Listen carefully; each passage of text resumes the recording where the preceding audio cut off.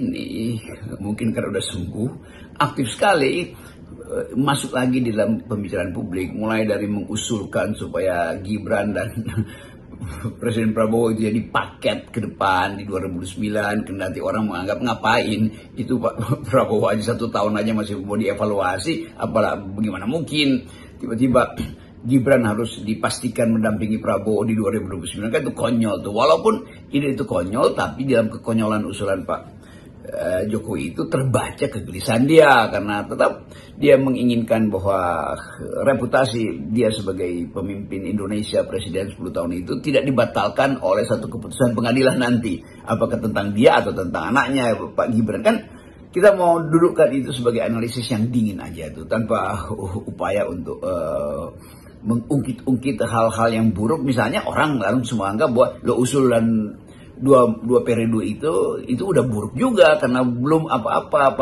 Pak Prabowo masih mengevaluasi makan siang bergizi, sementara kesulitan ekonomi masih menekan, menjadi isu yang menekan publik setiap hari. Tiba-tiba ada mantan presiden yang anaknya adalah wakil presiden menginginkan pasangan Prabowo dan Gibran itu sampai 2009 di periode kedua 2029 dan seterusnya tuh.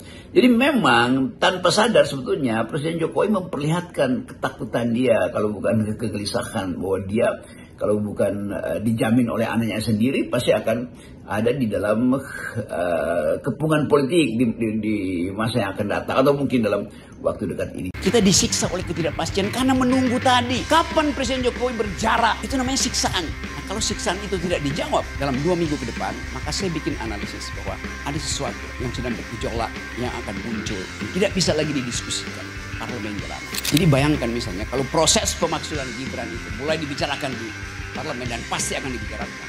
Saya hanya minta supaya kalau ada demonstrasi mahasiswa, masyarakat sipil, aparat jangan cegah.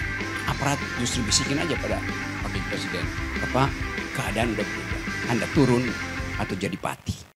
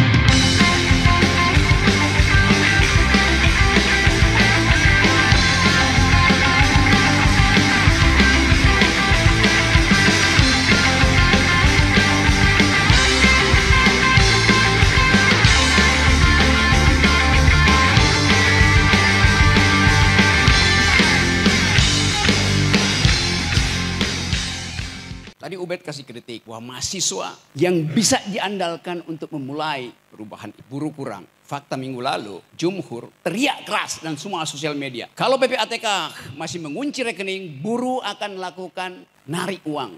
Tiba-tiba dalam 32 jam saya hitung dibatalkan itu karena suara dari Jumhur Hidayat. Jadi jelas keadaan ini memungkinkan kita mengatakan semua suara kami itu relevan karena di dalam organisasi ini ada yang berpikir tajam. Indrajit ucapkan satu upaya untuk melihat prospek global politics. Mulyadi menerangkan dengan bagus apa sebetulnya sumber kerusakan kita. Antoni mengucapkan dengan fasih data-data yang memungkinkan kita tahu bahwa pada akhirnya akan ada crash. Kapan itu? Ketika kesulitan ekonomi crossfire dengan tekanan politik. Idenya sempurna tuh. Jadi betul tadi, siapa tadi yang ngutip Alice in the Wonderland?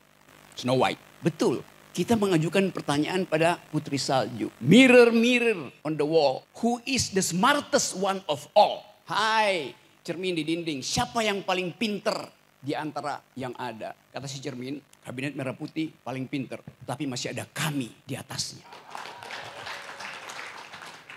Saya hanya mengutip Alice in the Wonderland ya. Bacaan anak-anak saya. Bacaan saya waktu masih anak-anak. Karena yang diterangkan oleh Antoni, diterangkan oleh Indrajit, diterangkan oleh Mulyadi, diterangkan oleh teman-teman semua itu. Menunjukkan kualitas berpikir kita. Yang gak ada dendam pada manusia. Tapi kita dendam terhadap kebijakan yang dibuat oleh beberapa manusia. Ada yang kutip tadi soal Puyi, anak kecil yang kemudian jadi raja di Cina tuh. Dan itu yang menyebabkan kerajaan Ming itu tumbang. Tapi untung wajah anak kecil itu kita tidak lihat di ruangan ini. Kosong. Tapi buat saya Presiden Jokowi tidak melanggar konstitusi ketika menyodorkan anak kecil itu. Dia tidak melanggar konstitusi. Yang dia langgar adalah Undang-Undang Perlindungan Anak. Jadi dia mesti dipenjara karena itu. Menyuruh anak-anak bermain di wilayah orang dewasa itu melanggar Undang-Undang Perlindungan Anak. Itu keadaan kita hari ini. Kalau kita coba bikin refleksi yang lebih tajam lagi. Semua udah ucapkan itu dengan dalil yang kuat bahwa mengambil jarak dari penjahat adalah keputusan moral. Harusnya jadi keputusan moral, bukan keputusan politik. Pak Prabowo terpilih secara elektoral. Dia punya kekuatan elektoral. Tapi hasil kekuatan elektoral itu adalah hasil transaksi politik. Bisa nggak dia ubah itu dari kekuatan elektoral menjadi kekuatan moral? Itu yang kita perlu beritahu pada presiden. Anda menang secara elektoral, tetapi ada masalah moral di situ. Maka bring moral back into politics. Kita mau itu supaya jarak itu terjadi. Nah kami adalah kekuatan melalui perspektif moral itu. Kita nggak punya masa. Tapi keterangan-keterangan yang diucapkan oleh emak-emak, diucapkan oleh BEM, diucapkan oleh jurnalis, diucapkan oleh masyarakat sipil, diucapkan oleh mereka yang sedang mengibarkan bendera One Piece. Semuanya adalah moral call pada Presiden Prabowo. Karena tadi masih ada harapan. Coba saya ulas secara lebih sedikit teoritis supaya saya terhindar dari delik ya. Refleksi 80 tahun Indonesia. Apa itu Indonesia? Refleksi 1 tahun Presiden Prabowo dan Oktober nanti. Presiden Prabowo memegang kendali kebijakan. Karena itu dia adalah objek kritik. Kita adalah subjek. Warga negara itu subjek. Tapi Indonesia tidak mungkin kita jadikan objek kritik. Karena dia ada dalam kedudukan objektif yang tidak kita kuasai. Kebijakan adalah objek kritik kita karena kita kuasai. Bahasa Inggris kurang mampu untuk menerangkan bahasa Jerman. Yang membedakan antara Gegenstand dan Objekt. Ada yang belajar di Jerman enggak? Gegenstand artinya objek yang ada di pikiran kita karena itu kita kendalikan. Objek, O-B-J-E. KT itu objek yang tidak ada di dalam kendali pikiran kita. Indonesia tidak ada dalam kendali pikiran kita. Tapi kebijakan Presiden Indonesia ada di dalam kendali kepentingan kita. Agak teoritis ya. Jadi kalau kita bayangkan apa yang akan terjadi sebagai Indonesia nanti. Di dalam 5-10 tahun ke depan. Sesungguhnya kita hanya mampu dekati itu secara intelektual. Secara intelektual. Buat terjadi realignment di Eropa. Buat terjadi realignment di Indo-Pasifik. Kita bisa bayangkan itu di dalam pengetahuan kita tentang global issue, global politics. Berapa bulan lalu di situs pemerintah Amerika ada negara baru yang dideklarasikan secara virtual. Namanya Sunda Baru.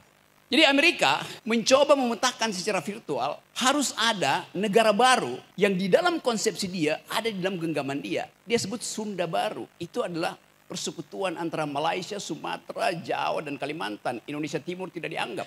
Jadi artinya tadi yang disebut tadi potensi secesionisme, potensi federalisme ada di dalam pikiran para strateg hubungan internasional di Amerika.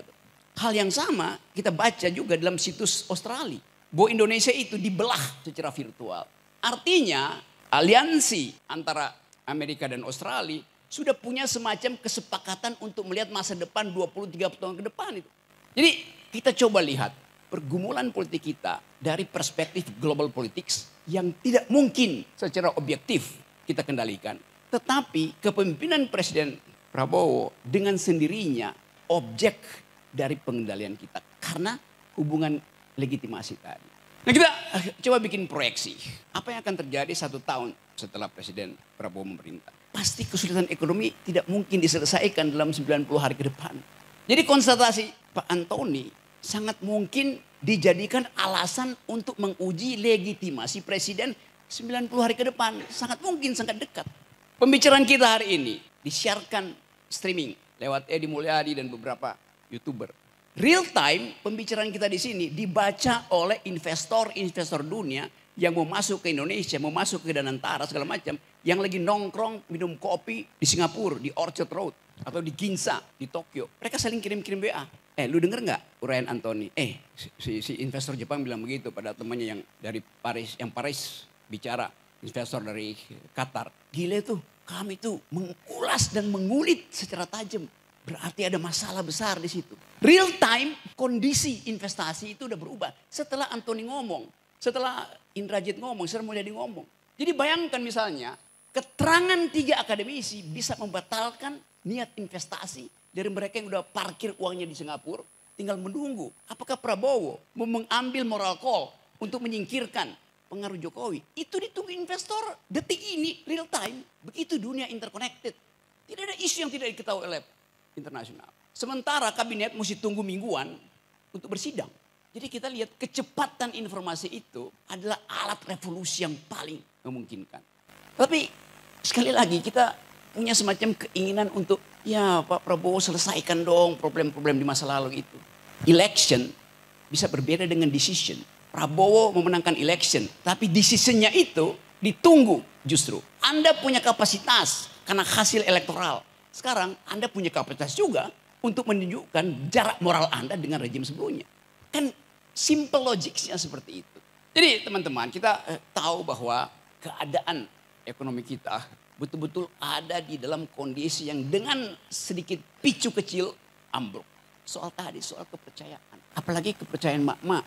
Disebutin 5,12% growth. Dengan susah payah pemerintah menerangkan. Itu memang benar. Tetapi Bima Yudhistira dari Selius mengirim surat ke PBB. Dan PBB menjawab, oke, kami akan riset kembali. 5,12 itu masuk akal apa tidak. Investor yang saya ceritakan tadi. Yang sekarang lagi ngopi di Orchard Road itu nggak perlu nunggu PBB jawab. Dia tahu bahwa kami lebih dia percaya daripada hasil sidang kabinet.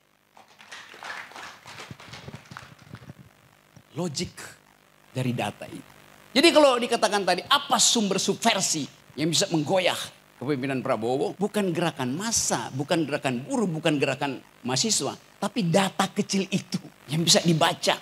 Mungkin sekarang itu running text dari Bank Indonesia diperhatikan terus oleh investor. Kapan kita intervensi supaya rupiah itu jatuh? Gampang. Financial market itu sangat peka terhadap 1-2 pikiran yang tiba-tiba di-upload dan merasa ini yang gue tunggu untuk memutuskan invest atau tidak. Kita ada dalam kondisi itu. Dan saya kira Presiden Prabowo juga mengerti kondisi itu dari sumber yang lain. Mungkin juga dari sumber teman-teman yang ada di sini. Dari Jumhur, dari Syahganda. Yang berupaya untuk membantu perspektif tapi tetap dengan jarak moral tuh. Syahganda, Jumhur, saya tahu gak mungkin terbalik. Jadi kecurigaan itu betul-betul harus kita pastikan hasil analisis rasional kita. Ya saya tahu orang mengatakan Rocky Gerung itu pesimis terus. Sementara kabinet, menteri-menteri bilang harus optimis. Oh ya, saya pesimis yang rasional. Kabinet optimis yang irasional. Udah. Karena kita bikin kalkulasi. Jadi sebetulnya kalau Presiden Prabowo mendengar uraian di sini, dia harusnya punya moral call untuk mengatakan, saya paham apa yang diucapkan oleh kami. Dan itu yang saya inginkan, tapi tolong bersabar Pak Gatot. Tunggu momentum, tolong bersabar Said Didu. Tunggu siasatku, tambahkan sabarmu Pak Lanyala. Karena aku lagi menyusun strategi. Saya membayangkan Prabowo bicara itu di dalam hatinya. Dan kesempatan seperti ini jadi pengukur antara siapa yang menginginkan Indonesia bertumbuh di dalam pengetahuan, bertumbuh dalam keadilan. Dan siapa yang hanya mengendus-ngendus jabatan dan berupaya untuk menempel pada kekuasaan. Jadi bagus betul hari ini ada refleksi. Dan kita tahu bahwa setiap refleksi tidak harus menghasilkan aksi. Tidak harus menghasilkan aksi. Tapi refleksi yang bermutu hanya didasarkan pada kemampuan kita dan keinginan kita untuk membuat aksi itu tiba secara mendadak. Nah, kemendadakan itu yang saya duga ada di dalam banyak kelompok. Kelompok jurnalis sedang mempersiapkan kemendadakan. Teman-teman dari RRT ini juga lagi mempersiapkan kemendadakan. Para purnawirawan sudah mempersiapkan kemendadakan itu. Pati adalah pintu pertama untuk kita pahami bahwa satu persoalan lokal bisa jadi urusan nasional. Kenapa? Karena kondisi objektifnya sama. Yaitu harapan daerah untuk diguyur lewat dana-dana pusat tidak diperoleh. Faktanya memang begitu. Udah bertahun-tahun sebetulnya kasus itu. Tetapi begitu arogansi si bupati itu dimunculkan, maka masyarakat Jawa Tengah yang biasanya nerimo berubah menjadi ngamuk. From nerimo to amok. Kondisi ini ada di kita, laten di kita. Sebagai masyarakat yang dihina, disiksa oleh ketidakpastian. Kita disiksa oleh ketidakpastian karena menunggu tadi. Kapan Presiden Jokowi berjarak? Itu namanya siksaan. Nah kalau siksaan itu tidak dijawab dalam 2 minggu ke depan, maka saya bikin analisis bahwa ada sesuatu yang sedang bergejolak yang akan muncul. Tidak bisa lagi didiskusikan. Parlemen jalanan. Fakta itu ada di kita. Siapa yang menurunkan Presiden Soeharto? Berapa orang? 20.000 orang mahasiswa duduk di atas Gunung Kura-Kura. Dan Presiden Soeharto mengerti bahwa dia sudah selesai. Itulah antropologi politik kita. Pati itu 10.000 mungkin. Jadi bayangkan misalnya kalau proses pemaksulan Gibran itu mulai dibicarakan di parlemen dan pasti akan dibicarakan. Saya hanya minta supaya kalau ada demonstrasi mahasiswa, masyarakat sipil, aparat jangan cegah itu. Aparat justru bisikin aja pada Wakil Presiden. Bapak, keadaan udah berubah. Anda turun atau jadi pati. Itu menyelesaikan banyak hal. Lebih efisien daripada minta proses DPR kirim ke Mahkamah Konstitusi balik ke MPR. Itu tukar tambahnya panjang. Jadi pati bisa terjadi dalam beberapa minggu. Ketika tadi keadaan ekonomi yang tidak mungkin dipulihkan dalam waktu dekat dengan kemarahan publik yang dipendam karena ketidakpastian. Jadi apa yang memungkinkan terjadinya perubahan? Karena ketidakpastian itu sekarang ada di kafe-kafe dibicarakan tadi oleh Gen Z itu yang merasa bahwa potensi kami untuk membayangkan Indonesia terhalang oleh adanya si anak kecil itu. Dan itu sangat sosiologis. Jadi ini kesempatan kita untuk menyusun kembali energi moral kita untuk satu waktu mengatakan bahwa harus ada yang dipenjara. Terima kasih.